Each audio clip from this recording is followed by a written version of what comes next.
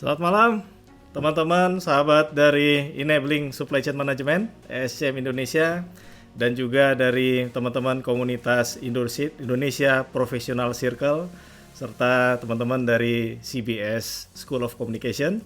Dan terima kasih kita kembali lagi bertemu pada malam hari ini. Saya Efrata Deni, sebagai host pada malam hari ini kita akan membahas topik yang menarik yang akan kita jadikan suatu pembelajaran bagi kita semua tentu saja, karena tiap minggu kita selalu membahas topik yang sangat menarik ya. Jadi malam hari ini kita akan bahas mengenai surat keberatan Eiger kepada YouTuber, studi kasus corporate public relation. Dan narasumber kita pada malam hari ini adalah Brother Charles Bonar Sirait dari CBS School of Communication, dan beliau adalah pengamat komunikasi nasional. Dan tentu saja teman-teman yang mengikuti channel dari Enabling Supply Chain Management ini sudah mengetahui bahwa Brother Charles sudah pernah mengisi ya sebelumnya, dan kali ini mengisi lagi. Jadi kita panggilkan saja ya, yang tentu saja Brother Charles Bonar Sirait. Halo, selamat malam Brother Charles Bonar Sirait. Selamat malam, Brother Denny, apa kabar? Kabar baik. Selamat malam, Brother. Panggilnya Brother Denny deh. Habis sudah sering panggilnya. Atau Evra juga boleh ya? Iya, bebas apa aja. Ya, biasa dipanggil Efrata ya. Iya. Bagaimana kabar di Bandung? Ke Bandung baik-baik saja. Hari ini tidak hujan. Apa kabarnya nih di Jakarta, Brother Charles? Di Jakarta kita udah nggak keluar rumah 3 hari. Jadi ya habis mau kemana? Keadaannya juga nggak makin membaik kan. Kita isi hari Minggu di mana semua orang istirahat, kita malah bikin free webinar. Nggak apa-apa ya.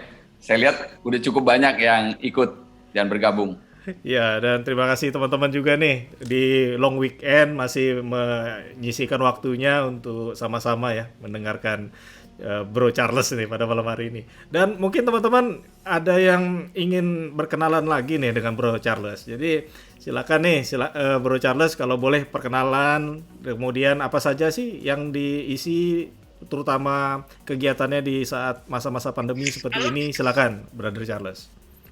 Ya, saya masih menggeluti dunia public relations dan kegiatan sehari-harinya saya sekarang banyak sekali mengajar public speaking, ada di Institut LSPR. Saya masih menulis buku dan aktif juga menulis ya, dan menjadi konsultan beberapa project lah untuk project public relations. Saya pikir itu yang paling banyak dan kegiatannya sedang saya lakoni dan serius di bidang itu, Brother Denny. Ya, wah ini masih mengisi waktu pandemi dengan kegiatan produktif ya. Wah, luar biasa sekali. Jadi satu panutan bagi teman-teman nih pastinya. Ya. Supaya masa pandemi ini tetap diisi dengan kegiatan produktif. Ya, dan terima kasih kembali Bro Charles untuk waktunya mau mengisi di ISCM kembali ya pada malam hari ini. Pasti. Kita sama teman-teman ISCM kan selalu bagus hubungannya. Jadi kita pasti selalu dukung teman-teman ISCM lah. Kita dukung juga Brother Evra kan. Ya, luar biasa. Terima kasih Bro Charles. Siap. Dan teman-teman, topiknya hari ini sangat menarik karena ini jadi bahan perbincangan dari banyak pihak. Ya, itu juga hasil ngobrol-ngobrol saya dengan Brother Evra kan. Ya, dan kita akan masuk ke sesi menti ya, seperti biasa teman-teman. Jadi kalau sebelum kita memulai acara dari presentasi dari Brother Charles, kita akan mulai dengan menti.com ya, seperti biasa yang dilakukan di SCM ini. Nah, kemudian teman-teman silakan untuk kontribusi ya sama-sama. Jadi dibuka website www.menti.com. Silakan dibuka melalui browser favorit Anda, bisa melalui handphone atau menggunakan tablet, komputer. Masuk ke www.menti.com, kemudian masukkan kodenya 84999292. Nanti ada pertanyaan satu kata mengenai Corporate Crisis Communication. 3C ya, Corporate Crisis Communication. Ya, Apa yang terlintas di benak teman-teman kalau dengar kata 3C ini, Corporate Crisis Communication? Nah, silakan diisikan ya di www.menti.com, dan ini adalah live sehingga kalau teman isikan jadi nanti akan muncul di sini dan kita bisa komentari ya. sama-sama. Pasti nanti ada yang tulis Eger Ya, bisa jadi. atau ada yang tulis Dunia Dian. Ya. Dunia Dian tadi join tuh, nggak tahu sekarang ada di mana nih Dunia Dian. Mudah-mudahan tetap. Ini Instagram saya sempat tadi terputus sebentar, terus kita reconnect lagi. Oh ya. Jadi apa namanya? Saya sekarang menggunakan 2 akun Instagram. Pertama live di Charles Bonar Sirait, yang kedua live di CBS School of Communication. Ya Ya. kita lihat ini untuk memperluas jaringan kita. Mudah-mudahan bisa tambah banyak yang nonton Brother Evra. Iya, wah terima kasih nih bro. Ini udah ada yang masuk ya, bankrupt. Wah kok langsung ada kata bankrupt ya, kira-kira bagaimana nih bro Charles? Ya mungkin kata bankrupt dipikirkan paling terasosiasi karena kalau produk kita lama-lama diboykot sama orang kan bisnis kita juga bisa bangkrut ya, Iya, bisa bangkrut. Ada juga yang nulis mulai ribet ya. ribet, Gitu. iya. Ada yang mulai ribet, ada yang bilang dipercaya, proaktif, jujur, pandemik, terbuka itu mungkin juga bagus tuh. Jadi memang zaman sekarang antara perusahaan sama kliennya itu memang udah nggak ada jarak. Jadi apalagi ada sosial media yang bisa membuat semua harus lebih transparan dan terbuka. Tampaknya hari ini anak-anak muda itu juga lebih ingin semua perusahaan itu, atau terutama produsen ya, di mana mereka itu ngefans banget sama produk-produknya supaya lebih terbuka. Gitu. Iya, kemudian ada yang mengatakan CBS nih. Oh, jadi begitu dengar corporate crisis communication ingatnya CBS. Wah, luar biasa. Kalau ingat supply chain pokoknya ingatnya SCM. Kalau SCM sama CBS bergabung, nanti jawabannya Sustainable Development Goals. Luar biasa, sustainable ya. Nah, ini kemudian ada mengatakan sugar coating ya. Nah, itu gimana nih, Bro Charles? Mungkin Bro tuh yang bisa coba bantu ya. Maksudnya saya nggak terlalu, terus terang istilah ini juga nggak terlalu akrab dengan saya. Tapi mungkin nanti kita carilah ya. Yang dimaksud apa, mungkin Brother Denny lebih tahu. Tapi saya sendiri nggak terlalu relevan dengan itu. Iya, mungkin ini dimintanya satu kata tapi 2 kata ya, sugar coating 2 kata. Dan kalau sugar itu kan manis ya sebetulnya. Jadi yang manis-manisnya yang dikeluarin ya. Jadi di dalamnya itu mungkin nggak manis gitu. Bisa juga seperti itu. Iya. Brother Evra, nih saya sambil juga menyapa teman-teman yang ada di Instagram, boleh? Ya, boleh silakan, Bro. Jadi saya juga mengucapkan selamat malam buat rekan-rekan saya yang ada di Instagram @charlesbonarsirait. Terima kasih sudah join bersama dengan saya. Kami menggunakan 2 platform malam hari ini. Yang satu adalah di Zoom yang dioperasikan oleh sahabat kami, Bung Efrata Denny, ada di Bandung. Saya sendiri sekarang mengoperasikan ini dengan Instagram Live. Jadi ada di @charlesbonarsirait dan CBS School of Com. Kenapa di belakang ada layar biru? Karena Brother Efrata ini yang meminta supaya tampilan di Zoom-nya nanti bisa bagus dan bisa dinaikkan di YouTube. Jadi kalau teman-teman yang di Instagram pasti melihatnya hijau ya. Tapi kalau yang dari Brother Efrata di Zoom pasti semuanya tampilannya PowerPoint ataupun putih. Nah, nanti buat teman-teman yang ada di Instagram kalau mau dapat materi PowerPoint-nya boleh tolong di DM aja ke saya nomor teleponnya. Saya akan nomor WA-nya, saya akan share materinya nanti by WA. Tapi tolong di WA dulu nomor teleponnya. Teman-teman yang ada di tempatnya Brother Evra itu juga bisa mendapatkan materi PPT saya melalui Brother Efrata. Ya, silakan Brother Efrata.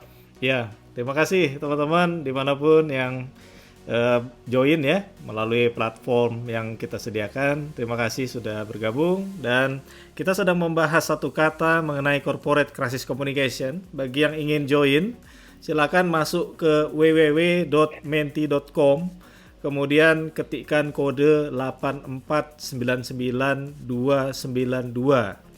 Dan kata yang paling besar itu artinya banyak yang mengisi kata tersebut ya. Di sini katanya adalah bankrupt. Yang kedua adalah PR ya, PR.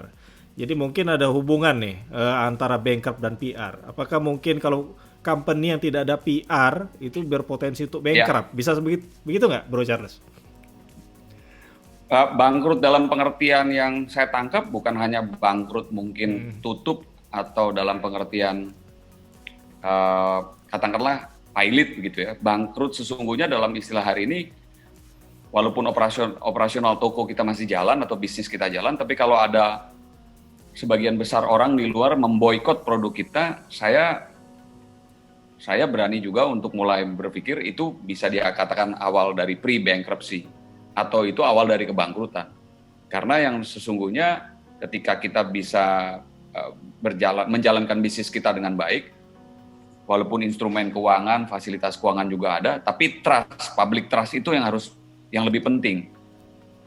Toko kita boleh buka, tapi kalau di luar orang sedang memboikot toko kita, saya sih akan mengatakan itu keadaan yang hampir mirip dengan bangkrut yang pilot. Jadi kita nggak harus nunggu pilot untuk bisa dikatakan bangkrut gitu loh, Brother Evra. Ya. Saya sepakat bahwa yang namanya bangkrut itu bisa terjadi ketika nama baik kita itu atau reputasi perusahaan itu dalam kondisi yang terpuruk. Ya, betul. Itu yang saya tangkap ya. Ya, bisa bermakna seperti itu juga. Setuju, Bro. Nah, kemudian ada yang mengatakan di sini konsultan ya. Jadi apakah itu tugasnya dari konsultan kalau untuk corporate crisis communication?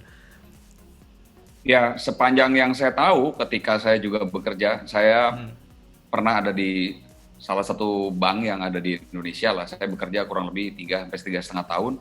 Saya di sana bekerja di Departemen Corporate Communication, dan setelah itu di Marketing Communication.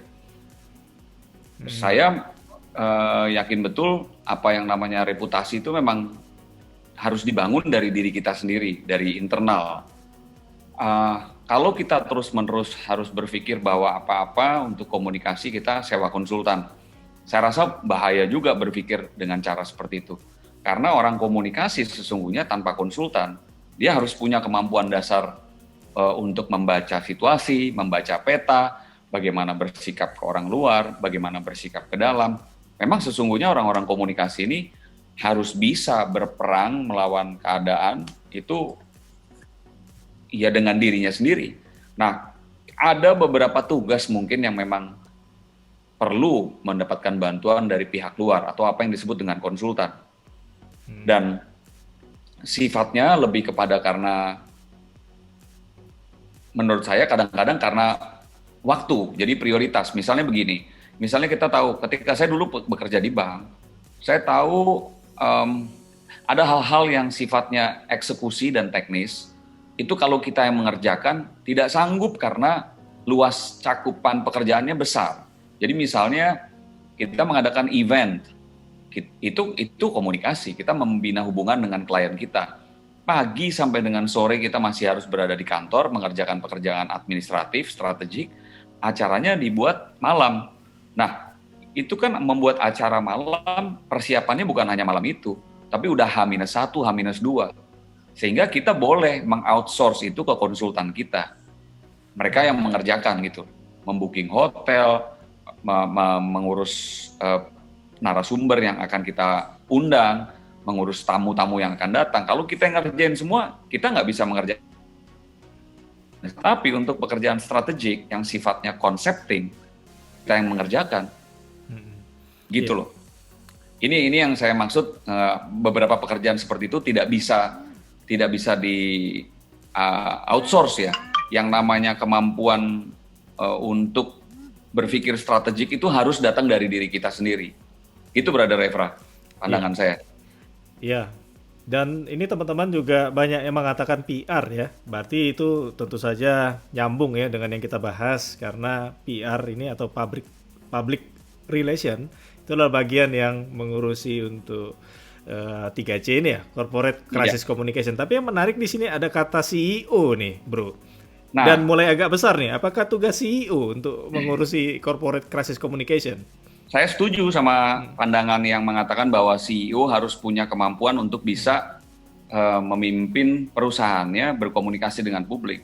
Karena komandannya kalau istilahnya ini katakanlah ini kita sebuah negara gitu ya, kita sedang dalam keadaan perang, maka Chief of Commander kita orang nomor satu yang harus menguasai ilmu komunikasi ya memang harus CEO.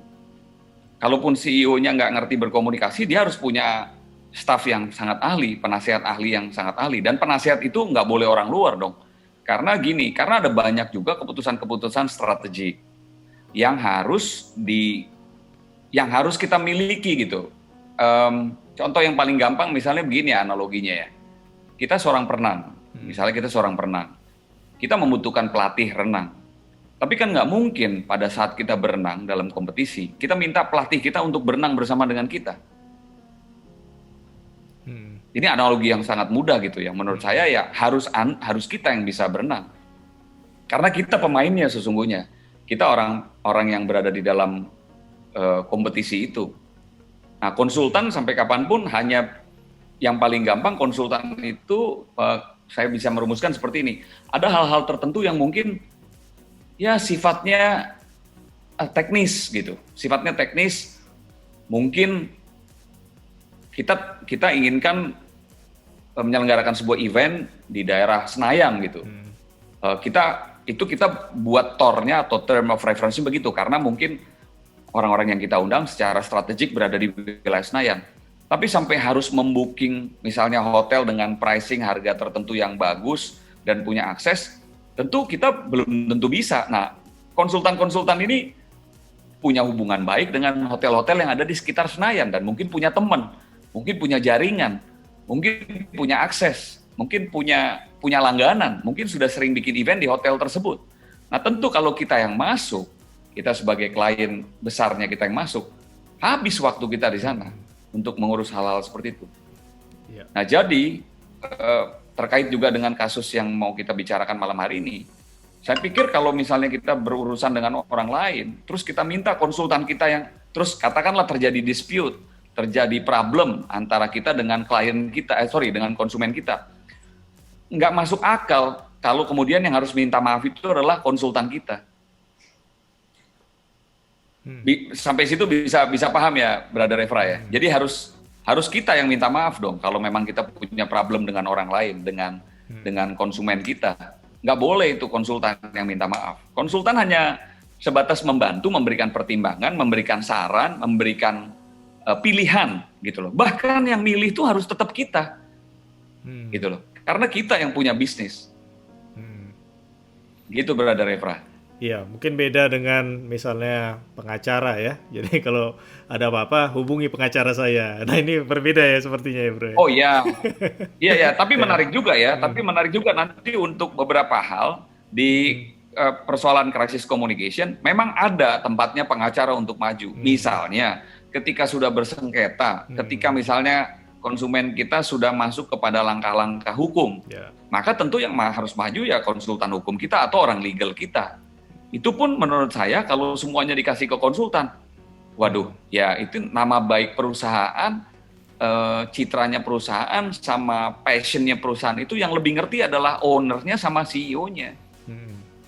Nggak bisa semuanya terus dikasih kepada konsultan. Bukan, with all the respect, bukan nggak menghargai konsultan. Kita menghargai konsultan, tapi konsultan itu kata dasarnya ya consulting, advising gitu ya. Jadi masih memberikan opsi gitu. Tapi kalau udah decision, ya yang harus bisa melakukan decision making itu ya yang punya bisnis dong. Iya, tentu saja. Dan gitu, gut feel itu nggak ada dari konsultan. Iya. Dan kita udah sekitar 15 menitan nih, udah dengan sesimenti.com. Bagaimana kalau kita masuk ke presentasi, Bro Charles? Boleh. Ini untuk beberapa teman-teman yang mungkin ada di Instagram, mungkin kan nggak bisa lihat ya. Jadi coba nanti tolong di WA aja, di direct message ke saya.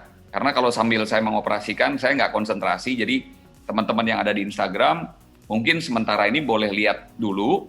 nanti tolong di direct message ke saya berapa nomor WA-nya.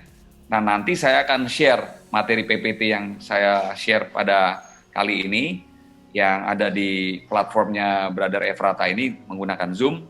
Nah, teman-teman bisa menggunakan di sana. Untuk sementara yang di Instagram, mohon bisa melihat ke saya dulu aja. Karena kalau saya sambil pegang smartphone-nya terus ngoperate ke arah sana, nanti saya nggak konsentrasi. Bisa ya, Brother Efra ya, begitu aja ya? Ya, baik, ya. Ya, sengaja saya juga nggak pakai headphone supaya suaranya Brother Efra keluar. Karena kalau nggak pakai, kalau saya menggunakan headset saya, suaranya Brother Efra nggak keluar. Oh ya, baik bro. Ya, Ya, silakan. baik kalau begitu, teman-teman seperti biasa kalau ada pertanyaan bisa diketikkan langsung di channel chat yang ada di channel YouTube ini. Nanti setelah presentasi kita akan ada sesi question and answer ya, tanya jawab. Ya. Jadi nanti kita akan bahas pertanyaan dari teman-teman dan kita akan sapa juga teman-teman yang hadir pada malam hari ini nanti ya. Dan untuk waktu dan tempat silakan kepada Bro Charles untuk menyampaikan presentasinya. Silakan Bro. Baik, terima kasih. Selamat malam semuanya, teman-teman dari forumnya ESCM, Enabling Supply Chain Management, teman-temannya Brother Efrata yang juga sudah sering ikut di ESCM, saya juga ada di situ, dan juga ada teman-teman dari IPC, saya juga ada di grup WA itu, dan juga selamat malam buat semua teman-teman yang ada di Instagram, baik di Instagram @charlesbonarsirait dan CBS School of Com. Malam hari ini, sesuai dengan janji saya dan Brother Efrata, kami mencoba untuk membahaslah atau mengajak kita untuk berpikir semua tentang topik yang menarik tentang crisis communications and issue management. Topik yang paling menarik saat ini yang kami anggap dan diusulkan juga oleh Brother Efrata adalah surat keberatan dari Eiger kepada YouTuber studi kasus strategic public relations. Nah, ini adalah halaman pertamanya, kita bisa ke halaman kedua, Brother Efrata. Kita bisa lihat halaman kedua, ini sedikit aja tentang saya, nanti mungkin bisa dilihat di beberapa literasi tentang saya. Ini ada beberapa buku yang saya tulis, lalu halaman berikutnya, saya pernah menulis buku, The Power of Public Speaking, dan lain sebagainya. Dan yang terakhir, ini pernah juga buku tersebut dikirim ke Cornell University Library di New York. Nah, halaman berikutnya menunjukkan kepada kita tentang kolaborasi saya dengan Brother Efrata. Jadi ini hasil kerjasama antara ESCM, CBS School of Communications, dan CBS Communications. Nah, kami akan membahas topik yang lain, nanti kalau teman-teman punya waktu, tanggal 23 Februari, kalau tidak salah, di halaman berikutnya. Nah, ini adalah topik Instagram Live kami berikutnya, itu Kamis 23 Februari, tentang Sustainable Development Goals. Jadi, Speak Sustainable Development Goals to Inspire. Nanti bersama dengan Saudara Andi Gumilar, mudah-mudahan juga nonton malam hari ini, dia ada salah satunya, dia adalah salah satu follower juga yang ada di Instagram saya. Kita akan bicara tentang bagaimana dunia yang sudah makin tua ini, makin rusak, makin banyak fungsi-fungsinya yang nggak berjalan, termasuk kita lihat ada persoalan lingkungan. Nah, Sustainable Development Goals sendiri itu adalah inisiatif dari PBB ataupun United Nations. Ada 17 inisiatif yang dilahirkan, dan salah satunya saja bicara soal lingkungan. Tapi banyak hal-hal lain termasuk pemberdayaan perempuan, kesehatan, dan lain sebagainya. Nanti kita akan bicara itu pada Kamis 23 Februari. Jamnya sama, jam 19.30 sampai 20.30. Halaman yang berikutnya kita sekarang mulai masuk ke topik kita. Jadi saya mulai dulu dengan latar belakang pembahasan kronologis peristiwanya. Sekedar ingin menyampaikan saja, ada tadi saya di awal Instagram Live saya, karena sempat terputus, saya sangat senang sekali karena yang ikut di Instagram Live ini ternyata adalah salah satu tokoh ataupun salah satu aktor di dalam perseteruan antara Eiger dengan YouTuber. Jadi kalau teman-teman tahu semuanya, ini yang memulai ini, yang memecut ini adalah salah satu YouTuber atas nama Dian Widianarko. Jadi akun Instagramnya atau akun Twitternya, kalau tidak salah @duniadian. Dan yang membuat saya tadi terkejut, Dunia Diannya itu hadir di Instagram. Yang di awal karena sekitar tadi 5 menit pertama running smooth, tiba-tiba putus. Nah, saya reconnect lagi. Nah, yang reconnect seperti ini, nah saya lihat dunia Diannya nggak ikut, tapi dimanapun berada ya, thank you ya Dian, udah memberikan semacam ya pelajaran buat kita semua bahwa ternyata konsumen dengan ternyata antara produsen dengan konsumennya itu harus baik gitu loh, nggak boleh berantem. Sejatinya harus kita kompak. Nah, kita mulai dulu dengan latar belakang pembahasannya. Jadi kalau nggak salah Desember itu sekitar tanggal 28 Januari, itu ada cuitan dari akun Twitter @duniadian, ya, sekitar pukul 15.30, itu menanggapi surat keberatan yang dipublikasi oleh akun Twitter korporasinya Eger, atau akun Twitternya namanya Eger @Adventure. Jadi sebetulnya kalau adik saya nih, brother Dian, nge-tweetnya itu Januari, pasti surat keberatan ini yang sudah begitu populer di masyarakat dari Eger, itu pasti kurang lebih didorongnya ke publik itu mungkin sekitar Januari awal atau Desember. Tapi nanti ada di halaman kedua. Kalau tidak salah Desember. Jadi Dian ini baru bereaksinya Januari. Nah, di cuitan tersebut, Dian menyampaikan kekecewaannya terhadap PT Egerindo Multiproduk. Egerindo Multiproduk ini, teman-teman mungkin sebagian sudah tahu ya, adalah produsen dari beberapa alat, termasuk kacamata, terus ada tas ransel yang cukup ngetop itulah ya, di Bandung dan di mana-mana, tokonya banyak, ada 300-an toko. Eger itu ngetop banget lah. Saya kecil juga waktu, saya kalau nggak salah ke kampus tuh juga udah pakai Eger, kalau nggak salah ya. Dan pada cuitan tersebut, Dian Widianarko menyatakan kekecewaannya sambil ditempelkan di fotonya surat keberatan Eger tersebut. Dia menyampaikan bahwa dia kecewa karena dia kaget mendapatkan surat dari Eger. Itu yang pertama. Yang kedua, dia kaget juga membaca poin-poin keberatannya Eger. Nah, yang ketiga, Dian mereview itu sebetulnya, menurut penjelasannya Dian melalui cuitannya, dia mereview produknya Eger itu dengan sukarela, bukan karena dibayar. Jadi memang dia voluntary reviewer gitu, tidak dibayar, bukan seperti artis ataupun influencer yang dibayar. Jadi memang ya keadaannya ya keadaan yang mampu dia dibuat oleh Dian. Mungkin lampunya juga mungkin kurang terang, suaranya mungkin juga ada suara latar belakang yang lain. Jadi mungkin memang bukan untuk seperti video reviewer yang bagus-bagus di media yang kita pernah lihat ya. Kan sekarang banyak tuh reviewer, tapi itu dibayar by design kan. Itu antara reviewernya sama yang punya produk udah kerjasama gitu loh. Itulah yang disebut dengan influencer. Pakai profesional kamera, pakai profesional kru. Diannya juga sebagai influencer udah kayak pembawa acara gitu ya. Belajar juga, ada naskahnya. Nah, kalau Dian ini enggak.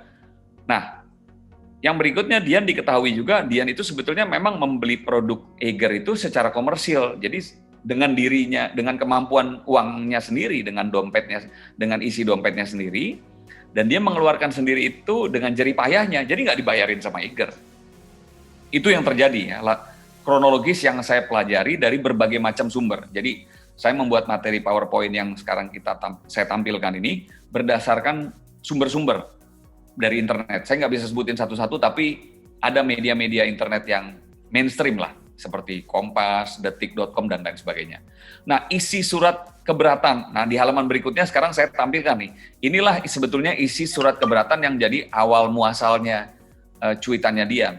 Itu diterbitkan benar tanggal 23 Desember. Jadi sebelum Dian tweet Januari, ternyata 23 Desember ini Eger pernah mengeluarkan surat keberatan. Isi surat keberatannya kurang lebih seperti ini. Pertama, dia PT Eger mengucapkan terima kasih kepada Dian telah mengunggah video review produk Eger di kanal YouTube-nya Dian. Judulnya review kacamata Eger, ya, cocok jadi kacamata sepeda. Nah, itu poin pertama. Ucapannya adalah terima kasih. Jadi kalau PR functions ini bagus banget karena perusahaan mengucapkan terima kasih sama konsumennya. Nah, yang kedua, mungkin bisa diperbesar, Brother Efra ya. Ini dia mulai, yang kedua dia mulai mengatakan ada keberatan terhadap kualitas video produksinya Dian yang kurang bagus dari sisi pengambilan, sehingga menyebabkan produk Egernya kelihatan berbeda dari segi warna, bahan, dan detail aksesoris. Jadi kelihatannya kurang jelas. Ya iyalah kurang jelas karena memang Dian kan sekali lagi tidak secara professional purpose gitu loh membuat video reviewnya. Nah, yang ketiga, menurut PT Eiger ini ada terdengar suara di luar video utama yang menurut mereka mengganggu sehingga konsumen diprediksi tidak bisa menerima informasi dengan jelas. Jadi ya, saya juga belum nonton videonya.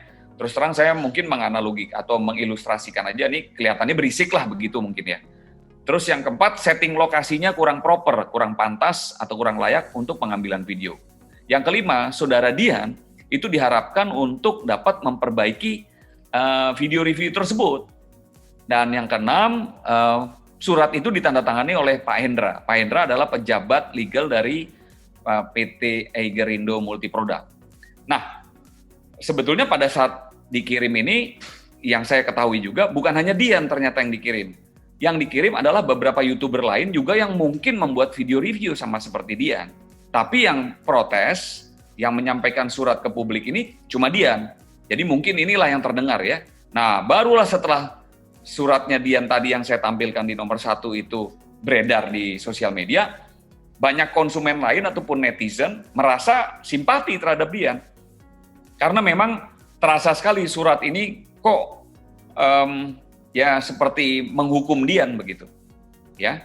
Jadi ini surat yang menurut saya juga saya nggak ngerti kenapa sampai perusahaan ini kok bisa seperti ini, membuat saya membeli pakai uang saya mereview sendiri. Misalnya saya membeli garpu nih, saya mereview sendiri, orang saya beli pakai uang saya review. Ya di review itu saya punya hak juga untuk mengatakan mana yang bagus, mana yang jelek tentang garpu ini. Orang saya beli pakai uang saya kok. Gitu loh. Itu poinnya. Itu poin yang mau disampaikan oleh Dian bahwa dia punya hak untuk bisa mengkritik. Dan itu sekarang terbuka di dunia sosial media seperti ini. Kita yang punya produk bagus pun itu yang dulu nggak pernah dikritik orang, itu ya harus mau terima kalau sekarang dikritik karena dunianya sudah seperti itu. Next, ini kita halaman berikutnya. Nah, ini kemudian setelah Dian cuitannya populer dan cuitannya sangat viral begitu kalau bahasa kekiniannya. Akhirnya perusahaan-perusahaan lain ya, bukan hanya perusahaan lain, netizen, terus perusahaan banyak yang ikut-ikut membuat semacam surat. Tapi ya tadi karena mungkin secara marketing mereka melihat ini sedang viral bisa dimanfaatkan momentumnya. Itu ada Daihatsu membuat surat ya pokoknya surat bukan keberatan lah. Surat edaran, surat cinta, dan lain sebagainya. Intinya mereka menuliskan hal yang berbeda dengan apa yang dituliskan oleh Eiger. Mereka justru menganggap itu boleh para customer-nya itu mereview produk mereka dengan segala kekurangannya. Tidak seperti Eiger gitu. Nah jadi ada surat juga dari Grab, itu ada surat dari Happy Fresh. Teman-teman semuanya bisa lihat deh, di Google beredar banyak kok. Ini saya juga melihat mereka akhirnya bukan dalam konteks menghukum Eiger ya, tetapi mereka ingin menunjukkan tampaknya mereka nggak mau dipersepsikan ataupun diasosiasikan sebagai produsen yang nggak bisa berkomunikasi dengan konsumen. Mereka mau menunjukkan dirinya bahwa ini loh, saya perusahaan yang sangat terbuka terhadap konsumen. Saya menggunakan kemampuan public relation saya berkomunikasi dengan konsumen, saya membuka diri. Oke, Anda boleh review produk saya. Anda reviewnya kalau dalam keadaan terbatas juga boleh. Videonya nggak bagus juga boleh. Nggak usah takut salah, gitu loh. Nah, ini karena mungkin tadi setelah ada perseteruan antara Dian dengan Eiger, di dunia sosial media terbentuk persepsi bahwa seolah-olah semua perusahaan itu seperti Eiger. Yang dalam tanda kutip, kok konsumennya dijahatin begitu gitu. Kok konsumennya dibuat dalam tanda kutip juga, kok jadi kayak disuruh ya gitu loh. Padahal kan nggak ada kontrak sebagai endorser, nggak ada kontrak sebagai influencer, malah pembeli loh, Dian itu pembeli. Nah jadi surat ini dikeluarkan, ada surat terbuka dan lain sebagainya.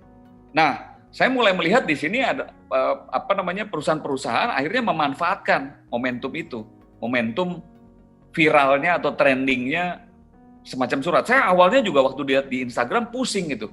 Ini apaan ya? Kok tiba-tiba ada banyak akun Instagram perusahaan surat permintaan maaf, surat terbuka, surat apa gitu, surat apa namanya, surat cinta, atau ada yang tulis bukan surat cinta. Ya intinya semua merasa bahwa ini panggung yang harus dimanfaatkan. Tapi kita kembali lagi coba ke Eiger-nya. Kita masuk ke slide yang berikutnya, Pak Efratana. Saya ingin melihat bagaimana posisi Eiger. Ternyata di beberapa literasi di internet, saya menemukan Eiger itu sudah sampai minta maafnya 3 kali. Jadi minta maafnya 3 kali kepada Dian dan juga kepada publik. Yang saya bingung, akhirnya sekarang kenapa Eiger-nya minta maaf ke publik? Saya awalnya juga berpikir, kenapa ini konfliknya jadi meluas? Kan awalnya cuma sama Dian, kok jadi luas gitu. Nah yang pertama, ada surat permintaan maaf dari Eiger tertanggal 28 Januari. Yang kedua, nggak jauh nih bedanya, ada surat permintaan maaf tanggal 29 Januari 2021 ya. Yang ketiga, ini baru-baru aja 5 Februari 2021. Deket-deket semua ini. Nah yang pertama saya ingat betul, CEO-nya kan namanya Pak Roni. Di dalam surat permintaan maaf itu bukan CEO-nya yang minta maaf, tapi yang minta maaf bagian legalnya. Nah, tapi diketahui melalui surat permintaan maaf yang kedua, kalau tidak salah, mungkin saya bisa dikoreksi juga nanti sama Brother Efrata, itu Pak Roninya mulai mengakui bahwa sesungguhnya dia mengetahui surat itu dibuat. Jadi sesungguhnya itu juga konsepnya. Nah, yang menjadi pertanyaan sekarang, kenapa kalau konsepnya, berarti kan sebetulnya mungkin yang paling keberatan, saya menduga belum tentu saya benar. Saya menduga berarti Pak Roni nih yang udah mulai ngelihat dari awal. Hanya mungkin Pak Roni nggak mau langsung kan, jadi diminta orang legalnya, gitu loh. Jadi Pak Roni saya duga sejak awal sudah melihat video ini dan nggak happy, tidak suka atau tidak senang lah melihat kondisi kok produknya di reviewnya begitu gitu. Nah, tapi yang ngirim orang legal. Nah, yang kedua, tapi kalau nggak salah di kalimat pertama, nah ada surat permintaan maaf. Dari surat permintaan maaf ini diketahui oleh CEO Roni Lukito. Ada 2 poin permintaan maaf. Yang pertama, surat keberatan yang diajukan ke YouTuber itu Dian dan YouTuber yang lain itu dibenarkan. Memang betul. Jadi mereka mengakui mereka juga mengirimkan surat keberatan ini kepada YouTuber lainnya. Yang kedua, Eiger itu sebetulnya ingin memberikan masukan, tapi bahasanya ataupun masukannya salah penyampaiannya. Nah yang kedua, surat permintaan maafnya yang tanggal 29 Januari, Eiger minta maaf kepada pelanggan. Ini udah lebih luas. Pada pelanggan, kepada fans, kepada konsumennya. Lebih lanjut, ia itu artinya Pak Roni ya, CEO-nya juga meminta maaf kepada semua konten kreator yang telah menerima surat keberatan dan berjanji akan memperbaiki komunikasi dan juga layanannya. Yang ketiga, isi suratnya yang ketiga, yang terbaru, yang tanggal 5 Februari itu, adalah Pak Roni Lukito meminta maaf kepada para konten kreator yang terbaru. Nah, beliau mengakui bahwa tindakannya itu adalah masalah yang sangat serius dan bahkan dia pasang badan untuk keputusan surat menyurat tersebut, itu atas arahannya langsung. Jadi ya kita bisa bayangkan ini, ada 3 format surat yang keluar secara berurutan dan waktunya tidak berjauhan, berarti ini masalah serius gitu loh. Nah, kita mungkin melangkah dulu ke halaman selanjutnya. Saya biar bisa inline dulu, Brother Efrata, kita boleh melangkah ke slide selanjutnya. Nah, sekarang kita lihat dulu ya, PT Eiger itu apa? PT Eiger itu di halaman selanjutnya, ini adalah tokonya, yang juga mungkin teman-teman, kalau yang pria lah terutama ya, juga banyak pasti ini peralatan hiking, peralatan untuk naik gunung, untuk ya kegiatan outdoor lah, outdoor activities. Jadi ini tokonya Eiger, kantor pusatnya itu ada di Bandung. Terus ini ada produk-produk yang ngetop lah, itu ada produk-produknya, Anda bisa lihat semua ada di sana. Pokoknya buat laki-laki yang suka adventure pasti udah sering lah ke Eiger. Nah, yang di-review oleh adik kita Dian ini adalah kacamatanya saja, yang produk kacamatanya. Halaman berikutnya, di materi presentasi saya, kita coba melihat sesuai dengan judul kita hari ini, bagaimana studi kasus Eiger ini ditinjau dari sudut pandang strategic public relations. Jadi, Kalau yang tadi mungkin mencampur, ya itu persoalan antara Dian, antara YouTuber, mungkin ada juga persoalan pribadi ya, gitu loh. Tapi kalau saya sekarang mau mencoba masuk dari sudut pandang ilmu yang memang saya geluti, yang saya pelajari. Coba kita buka halaman berikutnya, Brother Efrata. Nah, ini buat teman-teman nanti bisa kita kirimkan. Yang pertama, di public relations ataupun strategic public relations, saat ini sudah banyak kajian dan studi untuk mengatasi social media and crisis communication, termasuk polisinya dan juga protokolnya. Nah, ini diambil dari www.lawyersmutualinc.com. Disampaikan di sana bahwa kalau ada persoalan-persoalan yang keluar lewat sosial media, sebaiknya perusahaan itu memiliki sebuah komite atau tidak terburu-buru untuk bisa tidak terburu-buru untuk bersikap. Karena kalau ada krisis di sosial media itu yang disikapi dengan terlalu terlalu gegabah atau terlalu cepat, maka keputusannya bisa berbahaya. Di aturan mainnya juga atau di protokolnya sudah dikatakan bahwa harus dibentuk tim. Kalau saya dulu bekerja di bank, itu ada yang namanya forum komunikasi. Karena sesungguhnya kadang-kadang orang komunikasi juga tidak bisa memberikan keputusan terbaik kalau dilihat hanya dari sudut pandang komunikasi. Jadi harus memanggil teman-temannya dari departemen yang lain. Utamanya departemen hukum, ya legal. Lalu harus mengundang juga teman-teman dari produk. Lalu harus juga mengundang teman-teman dari investor relations kalau perusahaannya besar. Lalu ada juga dari sistem information atau MIS, Management Information System. Sehingga menghadapi sebuah krisis, itu saran saya untuk semua korporasi harus dengan tim. Nggak bisa sendiri gitu loh.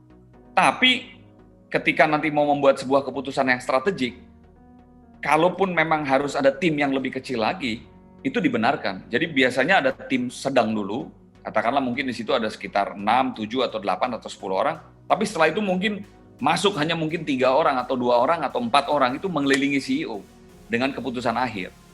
Nah, itu ada rumusan-rumusannya yang sudah dimuat di sana. Nah, halaman berikutnya, kalau bisa dipindahkan oleh Brother Efrata, ini adalah tips-tips untuk bisa mengatasi yang namanya crisis communication ataupun isu. Jadi kalau kita di perusahaan, baik itu besar maupun sedang ataupun kecil, begitu bukan kelihatan ya, begitu kita tahu ada semacam isu yang datang. Isu ini kan ada isu ringan, isu menengah, ada isu berat gitu ya. Kalau kita sebagai orang communication, jangan kebiasaan saya, kita nggak pernah memandang yang namanya isu itu walaupun kecil, biarin aja gitu loh, nggak usah dipecahkan sekarang karena toh dia belum besar gitu. Enggak, justru isu-isu besar itu datangnya dari isu kecil yang nggak pernah diselesaikan. Jadi kalau untuk orang komunikasi, isu sekecil apapun hukumnya harus segera dikerjakan. Jadi ya biasanya kita punya papan tulis yang besar gitu di departemen komunikasi, semua orang boleh nulis, diletakkan aja semua isu. Nah kadang-kadang pintu masuknya isu kan nggak bisa ke semua orang. Kadang-kadang mungkin ada juga yang masuknya tidak ada di sosial media, tapi masuknya lewat kuping salah satu orang gitu. Ditulis. Jadi kita tahu nih. Nah, kalau isunya, jadi saya punya semacam papan tulis. Kalau satu hari itu ada 30 isu, misalnya, atau 20 isu. Kalau yang isunya udah selesai, kita coret. Jadi memang kita harus punya crisis communications board untuk kita bisa inventarisir apa isu yang bisa kita embargo, apa isu yang bisa kita selesaikan, mana isu yang tidak bisa kita selesaikan, dan harus segera kita selesaikan. Yang pertama adalah kita discuss dan response before reacting. Kita harus mendiskusikan ini dulu sebelum kita bereaksi. Yang kedua, kita berkomunikasi dengan publik secara benar dan secara clear. Secara clear artinya secara terang. Jangan ada yang cara-cara yang nggak benar. Yang ketiga, kita harus memprioritaskan customer risk and concern. Jadi, kalau ada pertimbangan yang paling utama harus kita lakukan, coba deh kita memprioritaskan itu.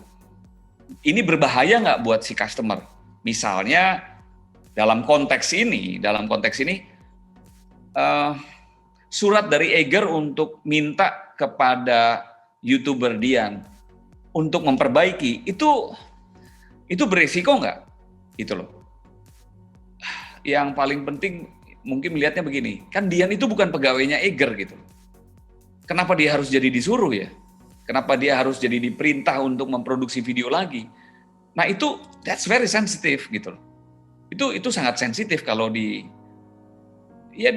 komunikasi hari ini kita nyuruh orang apalagi itu bukan karyawan kita minta karyawan kita aja kerja kalau di hari Sabtu Minggu itu, walaupun nggak ada, boleh minta tolong kepada karyawan kita untuk kita bisa minta mengerjakan sesuatu, tapi saya rasa bikin rapat di hari libur nasional itu juga sensitif loh.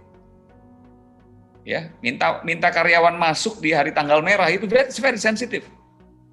Gitu loh. Mungkin nggak banyak yang tahu gitu bahwa itu udah di luar hari kerja. Kepada karyawan sendiri aja kita harus hati-hati, apalagi kita pada orang lain, apalagi kepada konsumen. Ini kan konsumen ini Dian ini dan teman-temannya.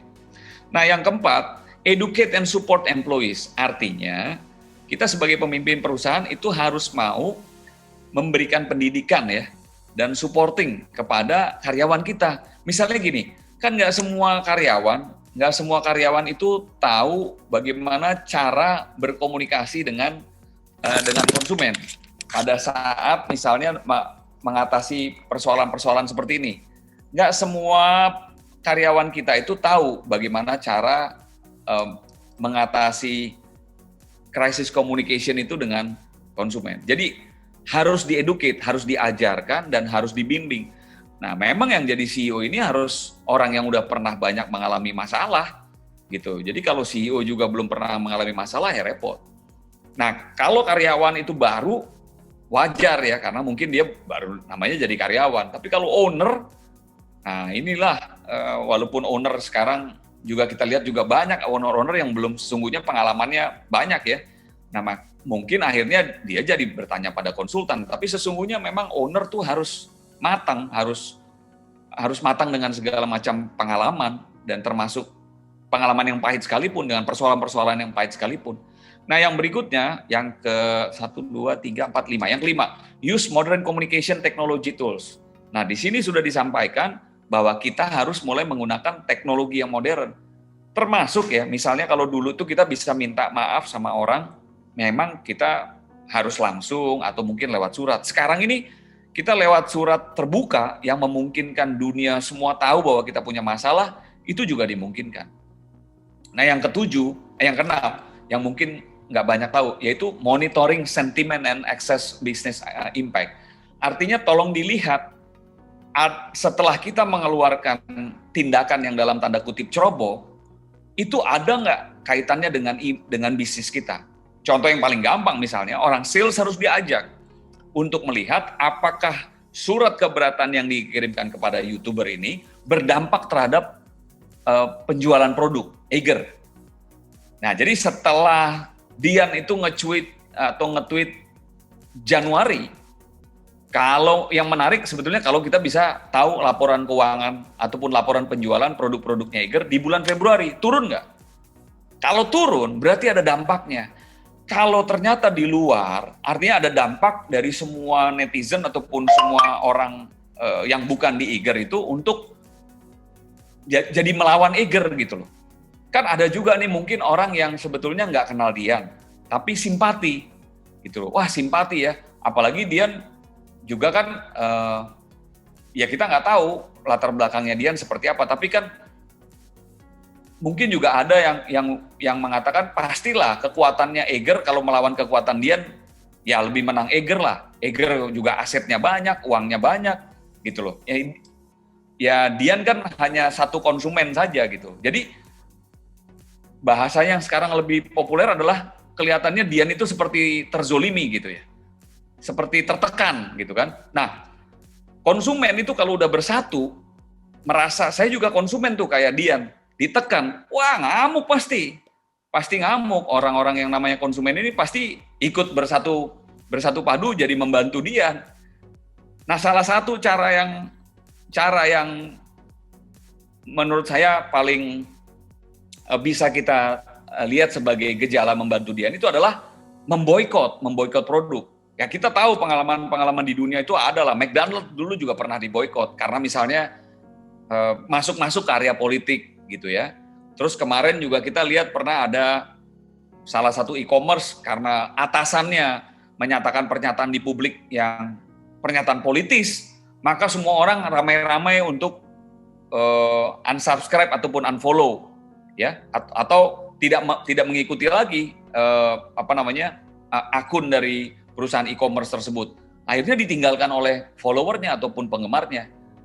Nah, itu yang bahaya, yang mungkin nggak dilihat gitu loh. Nah, ini adalah halaman berikutnya, Brother Evra mungkin boleh ditampilkan, adalah 6 orang ataupun 6 profesional yang harus atau yang dibutuhkan untuk berada di dalam tim krisis ataupun crisis communication team. Yang pertama adalah orang PR.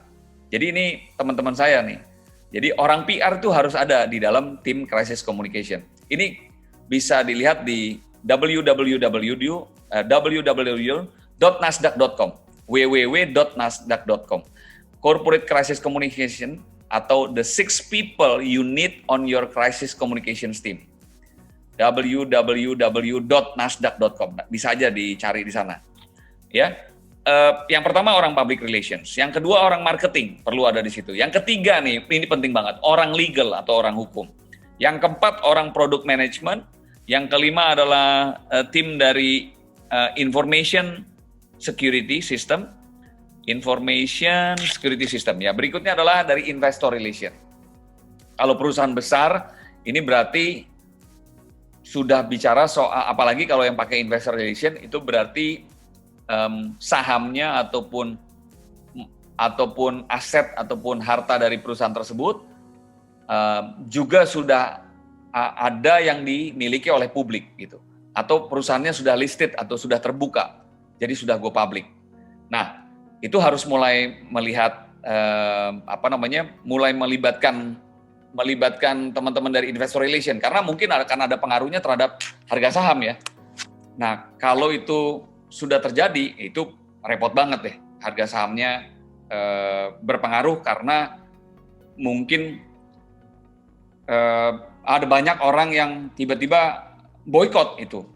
Bukan hanya boykot produknya, boykot untuk nggak seneng aja sama perusahaannya kan juga bisa. Halaman berikutnya, saya mau coba masuk ke apa yang disebut dengan early Gen Z profile. Early Gen Z ini adalah yang saya duga sekarang banyak sekali berhubungan dengan IT. Jadi early Gen Z ataupun Gen Z profile punya beberapa sikap. Sikap-sikapnya itu sangat berbeda, bahkan dengan saya pun, saya Gen X kan, udah jauh banget gitu. Saya nggak pernah mau, kalaupun saya misalnya beli produk terus produknya nggak memuaskan, saya nggak mau ngeributin itu di sosial media, atau saya nggak mau ngeributin itu di dunia maya. Tapi teman-teman Gen Z ini pertama yang kita lihat ya, karakternya dan perilakunya, shaped by technology. Yang kedua, techno-savvy. Yang ketiga, early adopter of new technology. Yang keempat, always willing to try new things. Yang berikutnya, more educated. Yang berikutnya, easily prompted to new promotion.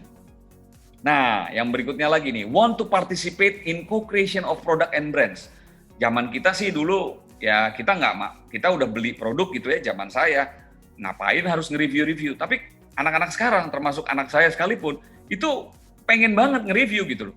Dibayar nggak dibayar, dia pengen nge-review. Karena dia senang aja dibilang sama teman-temannya expert kan. Ada sekarang sebuah TV gitu ya, kita tahu anak-anak saya juga pengen banget beli TV itu karena lihat temennya nge-review. Yang berikutnya, trust reviewers atau trust reviews. Jadi dia percaya sama orang yang memang dianggap punya kompetensi sebagai reviewer. Value conscious, sangat peduli terhadap nilai. Diverse atau diversity, sangat beragam. Berikutnya, feel a responsibility to share feedback with company after a good or bad experience. Nah, saya rasa Dian ini masuk di sini. Feel a responsibility to share feedback with company after a good or bad experience. Memiliki tanggung jawab untuk bisa berbagi masukan dan saran kepada produsen yang menghasilkan produk tersebut setelah dia memiliki pengalaman menggunakan produk tersebut. Kalau saya sih terus terang nggak ada waktu gitu loh. Tapi kalau teman-teman generasinya Dian, ya mungkin sangat ada waktunya ya, sangat ada waktu gitu. Berikutnya adalah community minded. Nah, ini yang saya bilang harus hati-hati. Community minded, anak-anak zaman sekarang tuh gengnya banyak, Bapak Ibu. Gengnya banyak, jadi kalau dia nggak suka sama Bapak Ibu, wah ya selesai, satu gengnya bisa dikomandoin untuk dia minta boykot tuh, atau minta, ya udah kita blacklist aja nih perusahaan. Yang berikutnya virtually connected to via social networks. Yang terakhir, want brands to entertain them. Nah, itu sifatnya anak-anak Gen Z.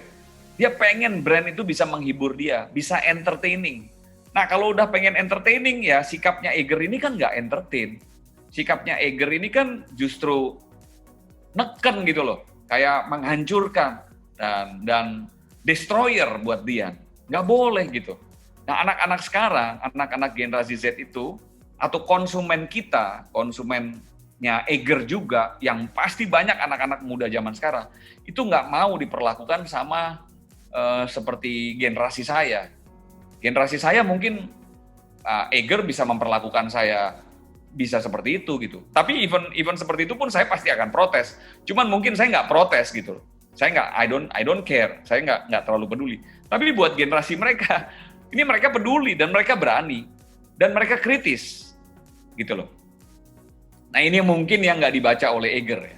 Nah, sekarang saya masuk kepada kesimpulan sebelum mungkin saya bisa tanya jawab sama Brother Efra. Saya masuk di halaman terakhir, di halaman kesimpulan saya. Nanti kalau mau mendapatkan materi PowerPoint ini, tolong di direct message ke saya, berapa nomor WA-nya teman-teman, saya kirimkan aja. Satu persatu aja nanti, lebih gampang. Pertama, menurut saya pribadi, dari sudut kacamata ataupun dari tinjauan strategic public relations. Yang pertama, Eger menurut saya ya, itu bikin blunder. Eger apapun ceritanya, walaupun sudah minta maaf, pertama, saya nggak bisa habis pikir orang PR-nya kemana? Ada orang PR nggak di Eger? Kok nggak bisa ngasih masukan bahwa ini bakal berpotensi jadi bikin isu? Jadi kurang strategik dalam mengelola isu manajemen dan corporate crisis communication. Yang kedua, pada era teknologi seperti ini, korporasi yaitu Eger itu dan brandnya, menurut saya sih seharusnya kurangin aja deh bikin konflik dan polemik sama konsumen. Di era seperti ini nggak ada untungnya kita berantem sama konsumen, karena kalau konsumen itu pada posisi kalau melawan perusahaan juga pada posisi yang lemah gitu loh. Kita konsumen nggak sehebat ataupun sekaya produsen gitu loh. Jadi pasti kita pada posisi yang di bawah. Nah, itu aja udah membuat kita tuh pasti memerlukan seorang figur Robin Hood gitu ya. Jadi Dian itu menurut saya di sini jadi Robin Hood buat YouTuber lain yang dalam tanda kutip ditekan oleh si Eger. Karena dia berani gitu loh. Dia berani menyuarakan suara konsumen. Ini ketidakadilan kurang lebih seperti itu kalau di era reformasi ya.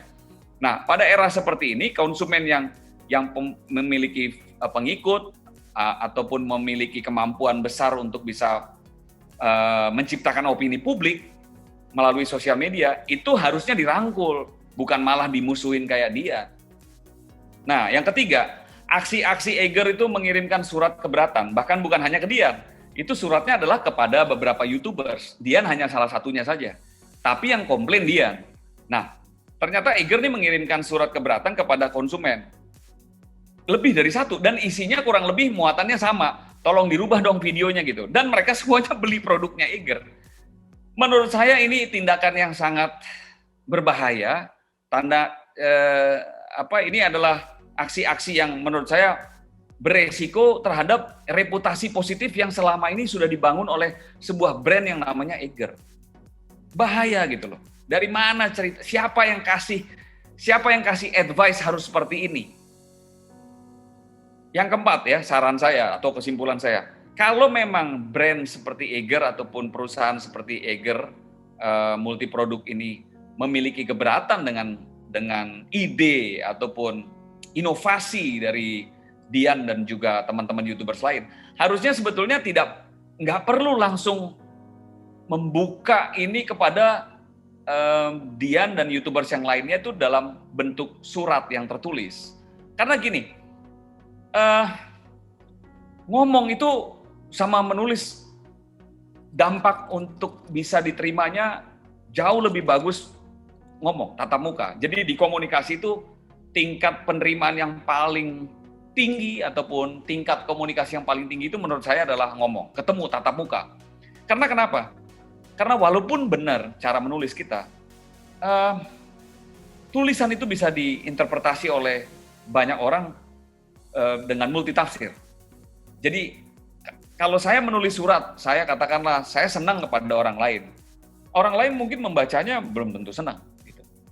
Misalnya katakanlah saya suka dengan Anda. Suka kan bisa karena senang ya, I like gitu loh, bukan I love you.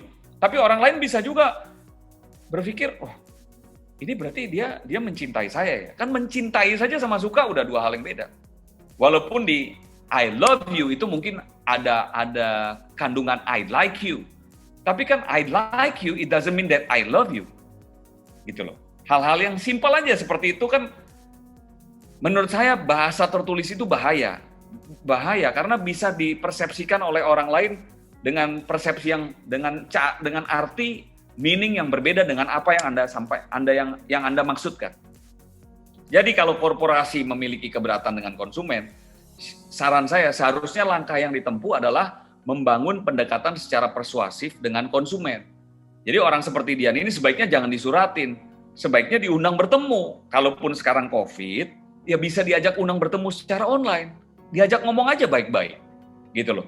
Terus jangan langsung ditekan. Yang paling penting itu harus misalnya seperti ini, apalagi anak-anak muda zaman sekarang, diajak tukar pendapat, brainstorming, berdiskusi, berkomunikasi dengan langsung. Dian, videomu yang kamu posting di YouTube, aku udah terima. Keren banget ya, terima kasih inisiatifnya. Kamu juga udah jadi pelanggan kita. Wah, saya sangat senang banget. Ngomong-ngomong Dian, punya waktu nggak untuk kita bisa diskusi? Kalaupun nggak hari ini, kira-kira besok bisa nggak? Kalau misalnya bisa hari ini, yuk kita lanjut lagi. Dian, kalau menurut Dian, misalnya nih ya, ini ilustrasi saya aja, saya ngebayangin kalau saya jadi Pak Roni. Dian, kamu kapan-kapan saya undang ke Bandung, mau nggak? Gitu loh. Atau kamu kapan-kapan kita ajak ngobrol, kita diskusi yuk satu hari tentang video-video yang keren tuh di internet seperti apa sih gitu. Nggak usah ngomongin dulu tentang Eager-nya. Kalau menurut kamu seperti apa? Kamu punya ide nggak kalau saya mau bikin film iklan baru, ceritanya menurut kamu kayak gimana? Harusnya yang kayak gitu yang keluar gitu loh. Jadi bukan kalimat yang kita ngajak perang orang kayak Dian ini nggak boleh diajak perang gitu. Jadi sekali lagi tidak disarankan ya memberi penjelasan secara tertulis karena berpeluang untuk miskomunikasi, misleading, pemahaman yang berbeda. Selain itu, yang menurut saya berbahaya, ya mungkin Pak Roni juga Eager nggak berpikir jauh kali ya awalnya bahwa tulisan yang dikirimkan ke Dian ini kan bisa di screenshot dan bisa di share ke orang lain, gitu loh. Jadi kalau udah bisa dikirimin ke orang lain ya ini berpotensi jadi isi konflik antara awalnya Eager sama Dian jadi meluas. Jadi ya sebetulnya kalau dalam konteks peperangan yang terjadi antara dua individu nggak perlu meluas menjadi peperangan, nggak perlu menjadi konsumsi publik. Kenapa jadi konsumsi publik gitu? Kalau di rumah tangga misalnya ada berantem antara suami istri itu kan wajar. Ngapain juga berantemnya diumbar keluar? Atau ngapain juga salah satu menyatakan kekecewaan dengan tertulis? Kita nggak tahu orang yang kita tulisin ini bisa aja nulisin ke tempat yang bisa juga di-share ke tempat yang lain kan, gitu. Nah, terakhir, kalau sudah terlanjur terjadi blunder seperti Eager, menurut saya sebuah brand ini harusnya minta maaf. Nah, waktu minta maaf itu, minta maafnya sincere lah, dengan tulus. Mana ada minta maaf tapi di baliknya ada permintaan lagi. Ya, itu aneh juga cara berpikir seperti itu. Saya minta maaf, tapi tolong dikerjain, tolong bikin lagi konten YouTube yang bagus, suaranya harus gini, ininya harus gini, harus gitu. Aduh, come on, nggak masuk akal, nggak masuk di logika saya. Kenapa di balik permintaan maaf ada kalimat menyuruh ataupun order gitu loh. Ini konsumen ini bukan karyawannya Anda gitu. Jadi nggak pantas juga gitu. Jadi, sudahlah, kalaupun misalnya kita ada pertengkaran dengan konsumen, kita akhiri perselisihan itu. Kita turun sendiri, konsultan nggak perlu dibawa-bawa, kalaupun kita hire konsultan nggak usah ditulis juga gitu loh di dalam surat, kita lagi pakai konsultan nih. Orang tambah benci, orang tambah enek gitu loh, ngelihat apa-apaan sih nih mau jadi pakai konsultan mau merangin saya gitu loh. Apa gitu loh. Jadi nggak menarik gitu cara untuk menyelesaikan masalah. Jadi sebaiknya minta maaf aja, tidak usah diteruskan perselisihannya, dan tidak usah permasalahannya dibuat berlanjut, nggak usah diperpanjang-panjang, nggak usah menyelesaikannya lewat sosial media, selesaikanlah secara silaturahmi, secara ketemu langsung tatap muka. Langkah yang bijaksana adalah minta maaf, kalau memang betul melakukan kesalahan, klarifikasi. Nah, sekali lagi, setelah melakukan klarifikasi, jangan ada apa-apa di balik klarifikasi. Udah minta maaf aja, gitu loh. Saya minta maaf, saya menyusun kalimatnya salah, saya mohon maaf kalau ini menyakiti perasaan dan hatinya Dian dan teman-teman YouTuber lain. Lakukanlah permintaan maaf yang tulus. Saya pikir itu yang bisa saya sampaikan malam hari ini kepada teman-teman semuanya. Nanti kalau ada yang ingin minta materi PowerPoint-nya, silahkan. Saya siap untuk berdiskusi. Brother Efra?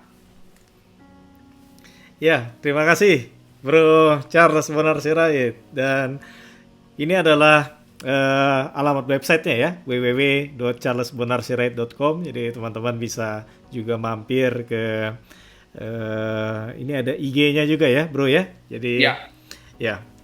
Nah, kita akan masuk ke dalam sesi question and answer. Jadi teman-teman kalau ada pertanyaan silahkan diketikkan di chat YouTube ya di samping. Dan terima kasih pertama-tama atas presentasinya Bro Charles, dan kita akan sapa juga nih teman-teman yang ini Brother Efra nih yang ngomporin, makanya jadi saya semangat.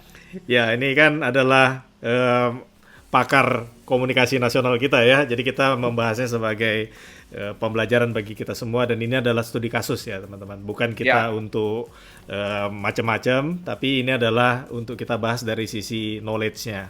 Kalau ada teman-teman yang masih punya koleksi buku sih, sebetulnya ada buku lama ya yang bagus banget ya, ditulis oleh Tony Jacques. Itu judulnya Don't Just Stand There.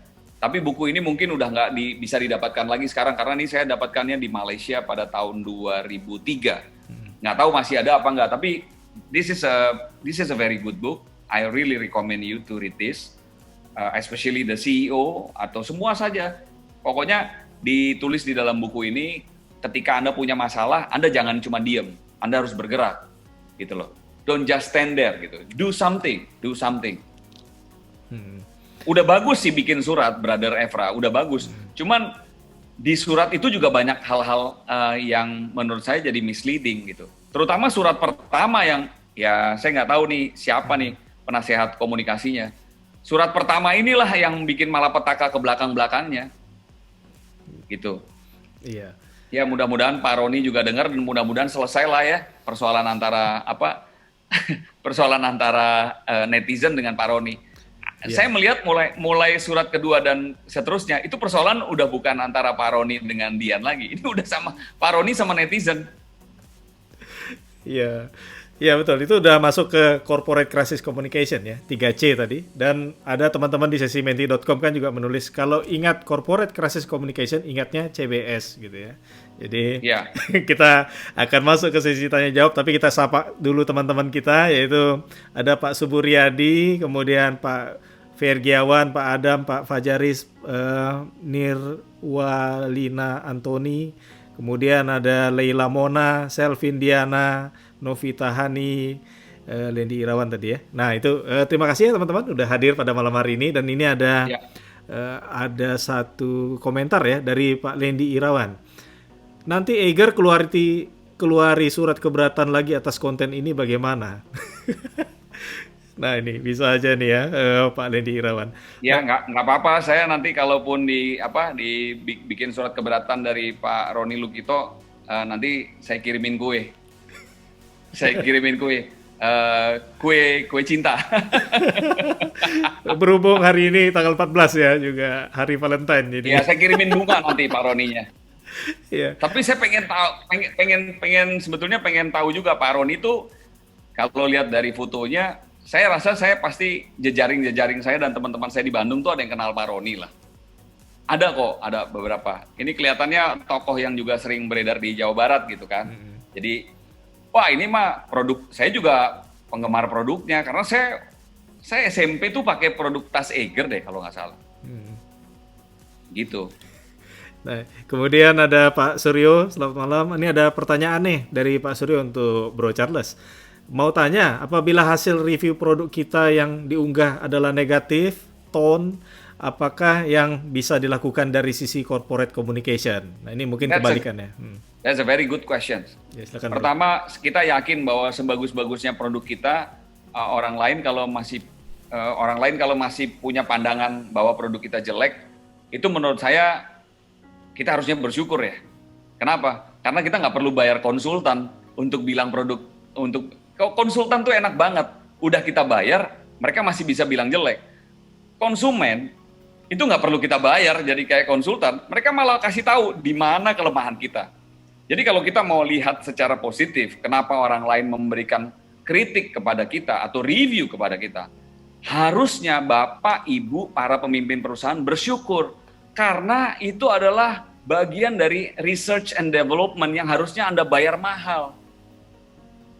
Itu adalah, kalau perlu di luar negeri, orang yang sekarang udah mengkritik Elon Musk untuk mobil Tesla, itu udah diajak ketemu sama Elon Musk, ditanyain, lu mau nggak jadi karyawan gue di bagian research and development? Itu ya, kalau menurut saya kalau Anda mau berpikir positif, tapi kan tentu kita bisa lihat mana orang-orang yang sincere untuk melakukan kritik, mana orang-orang yang mungkin cuma mau cuma mau jelekin kita atau ngatain kita tapi nggak tulus gitu loh. Kalau menurut saya sih orang kayak Dian ini ya, cuman by technically aja dia nggak ngerti, memang dia mungkin kan nggak ada waktunya atau dia juga bukan orang profesional reviewer gitu loh. Ngapain sih harus dimusuhin gitu loh sama Eiger? Ngapain sih harus dicari gara-gara sama orang kayak Dian gini? Nggak perlu gitu loh. Nggak perlu. Malah menurut saya kalau Eigernya brilian ya, para YouTuber ini diundang ke Bandung, diongkosin ya, terus dibayar secara profesional, bikin Eiger nunjukin gini loh Dian, kalau mau cara nge-review produk yang bagus seperti ini, dibikin 1, 2, 3 hari training di sana. Diannya diongkosin ke sana, diundang, dikasih produk Eiger, di-entertain. Yang tadi anak-anak muda Gen Z sukanya di-entertain. Gini loh cara bikin podcast, cara bikin review produk yang bagus seperti ini. Terus dikasih tahu cara produksi produksi sebuah video production yang bagus, pakai lampunya seperti apa, kameranya seperti apa, kalaupun pakai kamera handphone seperti apa. Nah, atau bisa bekerja sama. Nah, setelah diikutin training, setelah itu nanti kalau perlu dibikinkan satu sesi di mana mereka jadi brand reviewer, tapi hanya ngomong aja. Karena mungkin kemampuan yang paling bagus adalah mereview dari Dian dan teman-temannya. Tapi untuk merekam dengan video, di studio, dengan lighting segala macam, itu Eiger yang menyiapkan. Itu keren banget. Yeah. Gitu loh. Oh, itu idenya mantap sekali ya. Mungkin bisa ditangkap nih idenya nih, Bro Charles. Iya dong. Semoga terjawab ya, Bro Suryo. Nah, kemudian dari Pak Lendi Irawan, ada pertanyaan nih. Jika review yang dilakukan secara nonverbal atau tertulis dan negatif, pembelian produk sendiri dan produk memang kurang baik, apakah bisa terkena pencemaran nama baik atau undang-undang ITE? Nah, itu komentar. Saya boleh diulang pertanyaannya? Nah, kalau komentarnya negatif, apakah malah bisa dituntut dengan pencemaran nama baik atau undang-undang ITE, Bro Charles?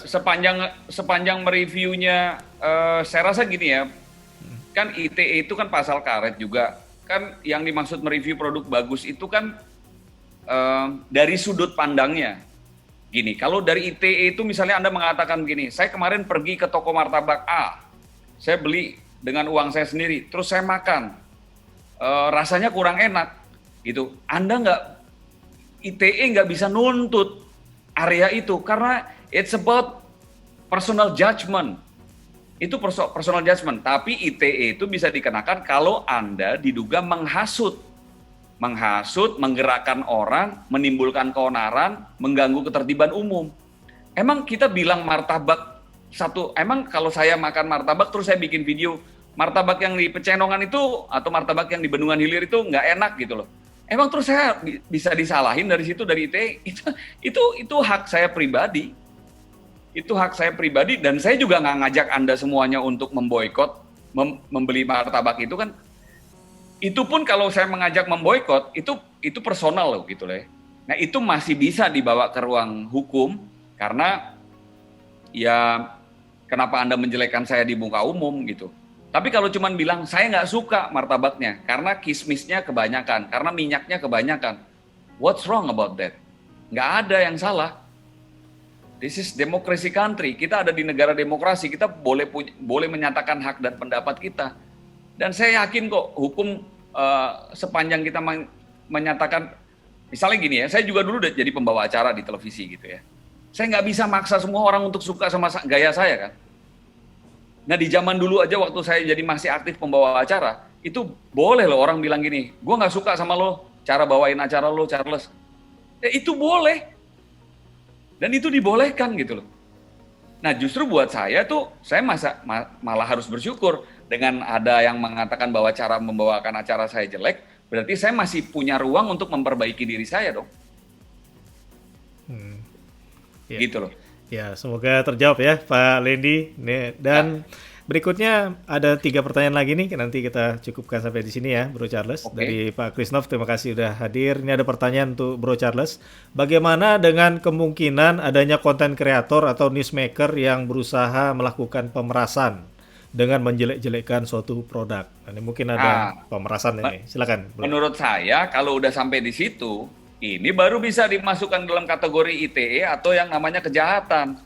Nah, cara gampangnya begini. Yang pertama, diajak ngomong baik-baik. Kalau nggak bisa diajak ngomong baik-baik, ya udah. Di negara ini kan kita kalau mau melakukan apapun yang namanya sudah berkaitan dengan hukum, nggak boleh sendiri. Kita harus melaporkan kepada pihak berwajib. Yang seperti ini, adukan ke polisi. Diadukan ke polisi bahwa saya mendapatkan semacam blackmail, semacam surat 3 kali berturut-turut, ini suratnya Pak, kita bisa panggil nggak? Itu pun dengan polisi nanti nggak langsung dipublikasikan ke media massa, dipanggil dulu, diajak ngobrol dulu, diajak bermusyawarah dulu, gitu loh. Terus ada nggak tuntutan bukti bahwa ada surat memang diperas? Atau suratnya mana bahwa memang perusahaan ini kalau nggak bayar sekitar berapa puluh juta, maka saya akan review jelek produknya. Saya rasa juga gini ya, saya rasa nggak usah dia blackmail, kalau memang produknya jelek dan kritik Anda itu benar, orang lain juga akan mulai mencoba melihat apakah saran Anda itu betul atau enggak. Dan kalau kebetulan Anda followernya juga banyak, wah ya itu celaka yang punya produk. Pasti bisa produk Anda di blacklist atau tidak disukai oleh orang lain. Jadi sederhananya sebuah perusahaan kalau kita di blackmail ataupun kita diperas sama orang mengatakan bahwa saya udah beli produk Anda, kayaknya produk Anda ada yang rusak nih. Anda mau bayar ke saya juga follower saya banyak nih. Saya mau review produk Anda jelek atau Anda bayar saya. Nah, yang kayak begini ya jangan kita buru-buru juga kita menghakimi dia. Kita ajak aja dulu, kita ngobrol dan ketemu, kita pahami orang ini seperti apa. Yang kedua, mungkin orang ini nggak ngerti kali ya bahasanya yang baik seperti apa, makanya dia menekannya seperti itu. Jangan-jangan dia mau mengatakan, Pak, boleh pertimbangan gua nggak jadi endorser lo atau jadi reviewer lo gitu loh. Kan kalau semuanya win-win solution kan kebetulan juga, wah followernya 1 juta. Orang kayak gini jangan dimusuhin. Mungkin dia nggak ngerti cara ngomongnya seperti apa. Dia mau bilang, Pak, pakai jasaku dong jadi influencer, tapi dia ngomongnya pakai cara yang lain. Makanya orang berkomunikasi ini semua kadang-kadang dia dipengaruhi oleh lingkungan, pendidikan, siapa orang di sekitarnya, mungkin juga ketenangan hatinya, kematangan jiwanya.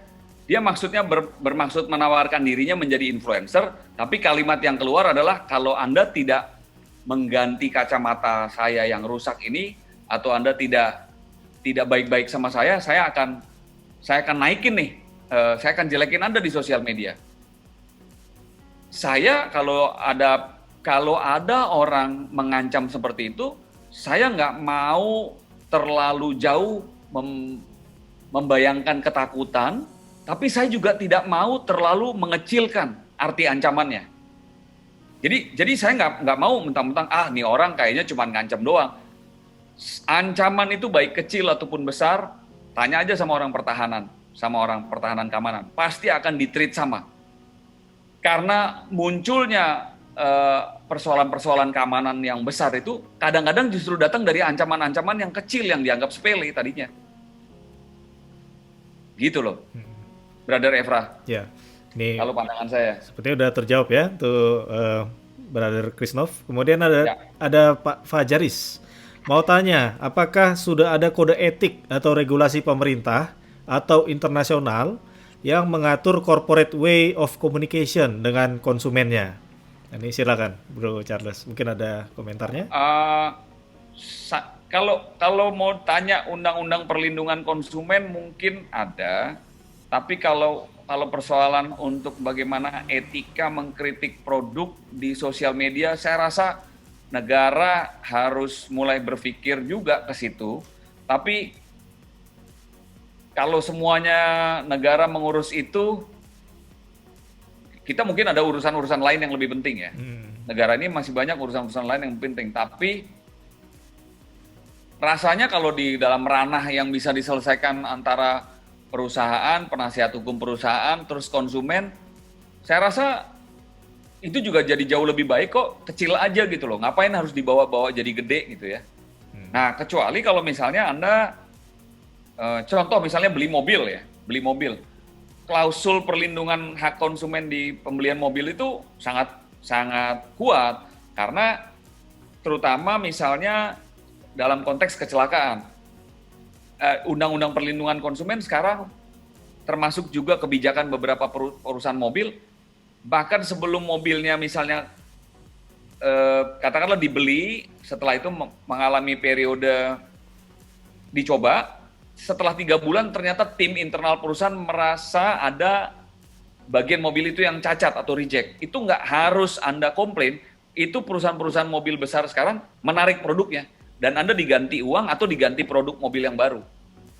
Tapi ketika misalnya ada yang lebih fatal lagi, misalnya kalau mobil ditabrak, rusak, Anda nggak bisa komplain. Tapi misalnya tiba-tiba tanpa sebab, bagian misalnya mobil yang sangat kuat, katakanlah lepas begitu ya, lepas karena mobilnya dalam keadaan diam saja. Nah itu kita bisa komplain. Kita bisa komplain gitu loh. Dan nggak perlu juga harus pergi ke sosial media dulu. Ya kita bisa langsung. Yang saya juga mau sampaikan, saya mulai melihat mungkin begini ya, apakah karena ada sosial media maka semua orang sekarang apa-apa lapor begitu loh. Ya itu juga perlu dipertimbangkan bahwa sebetulnya kita bisa kok pakai jalur yang lain, yaitu kita jalur ngomong baik-baik sama perusahaannya. Kan ada layanan konsumen, ada perlindungan konsumen di semua perusahaan besar, terutama mobil, itu ada. Gitu loh. Yeah. Jadi, kalau contoh yang paling gampang, saya nggak terlalu hafal bagian mana ya, tapi saya baca buku manual instructions mobil yang saya miliki. Ketika ada bagian-bagian yang tertentu rusak bukan karena dalam keadaan jalan dan keadaan berhenti, atau apa yang disebut dengan product failure, atau kecacatan produk, itu konsumen nggak harus komplain ke sosial media, itu bawa ke perusahaannya, bisa diajak ngomong perusahaannya. Ya. Itu yang saya tahu, Brother Efra. Ya, semoga terjawab ya, Pak Fajaris. Kemudian yang terakhir dari Pak Suburyadi nih, Bro Charles. Ya. Pertanyaannya adalah, apa pemerintah bisa belajar di peristiwa ini untuk meningkatkan pelayanan ke masyarakat maupun perusahaan yang membutuhkan produk barang maupun aturan kebijakan pemerintah? Nah, ini lebih ke arah government. Bagaimana nih pendapatnya Bro Charles? Kalau saya bilang bisa, pemerintah harus bisa belajar. Karena sebentar lagi mungkin orang seperti Dian, bukan hanya Eger yang dikritik. Sebentar lagi mungkin bisa mulai mengkritik fasilitas yang dibayar oleh rakyat melalui pajaknya. Jadi misalnya kualitas jembatan, kualitas lingkungan, kualitas ekosistem, udara bersih, polusi itu pegiat lingkungan mungkin mulai bertanya gitu, kok saya juga punya hak untuk hidup bersih kan? Ini kenapa nih kota saya misalnya kotor? Kenapa misalnya jembatan baru dibangun tiba-tiba ambruk? Kenapa kualitas jalan baru dilakukan tiba-tiba udah bolong?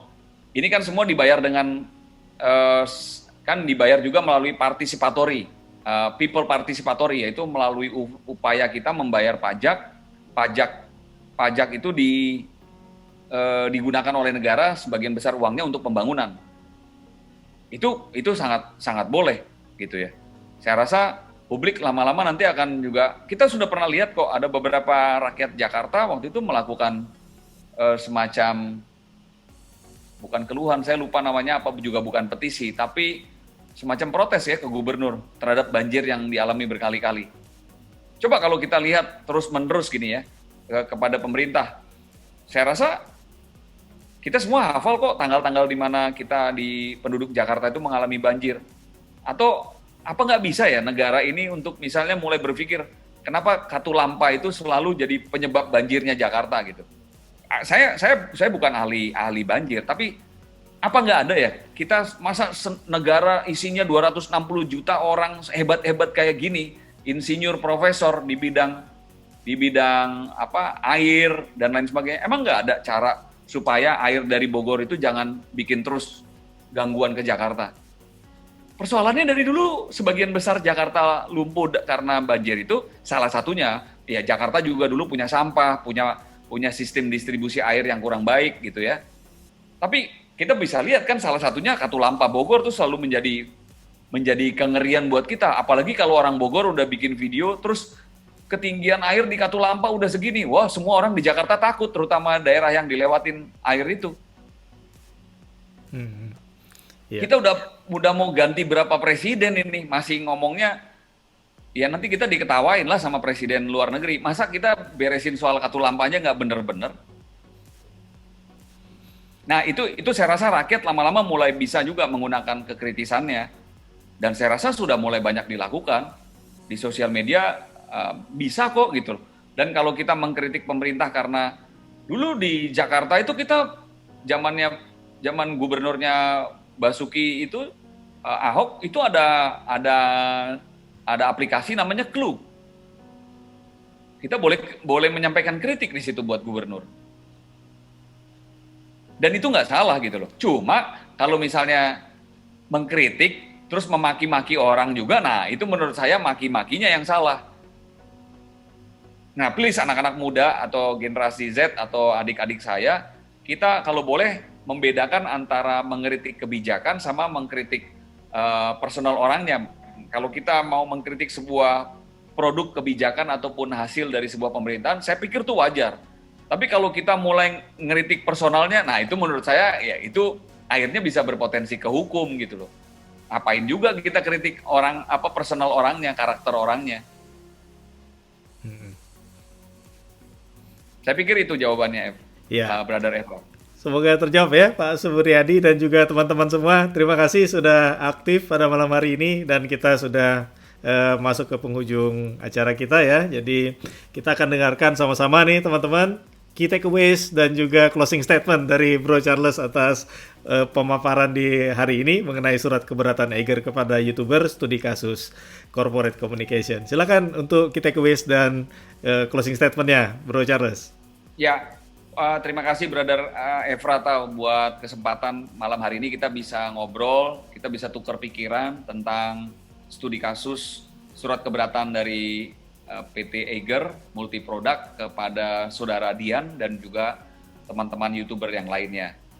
Ini sebuah pelajaran berharga buat korporasi, terutama yang langsung bersentuhan dengan konsumennya, yang disebut dengan individual ataupun katakanlah retail business. Eiger menurut saya adalah retail business yang punya potensi untuk bisa berurusan dengan masing-masing individu karena memungkinkan individu membeli produknya 1, 2, dan lain sebagainya. Dalam konteks ini, saya rasa pertengkaran antara Eiger dengan Dian, pertengkaran antara Eiger dengan netizen harus segera diakhiri. tidak ada gunanya memenuhi ruang publik dengan konflik dan hal-hal yang menurut saya kurang mencerdaskan. Sehingga harus segera bertemu, baik secara fisik dengan protokol kesehatan karena kita masih di COVID-19, atau secara online. Kan sekarang sudah bisa juga kita bertemu secara online.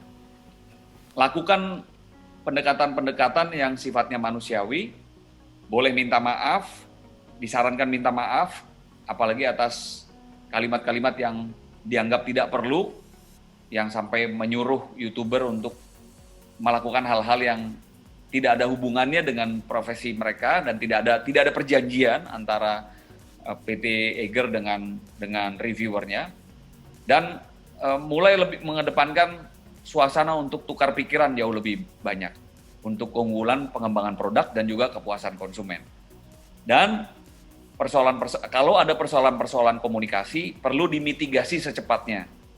Konsultan boleh digunakan karena konsultan public relations juga perlu didengarkan pertimbangannya, tetapi pada saat kita melakukan deklarasi dan kepada publik bahwa kita sudah memperbaiki diri, tidak perlu membawa pihak lain. Katakan diri kita yang memang paling utama untuk concern pada hal tersebut.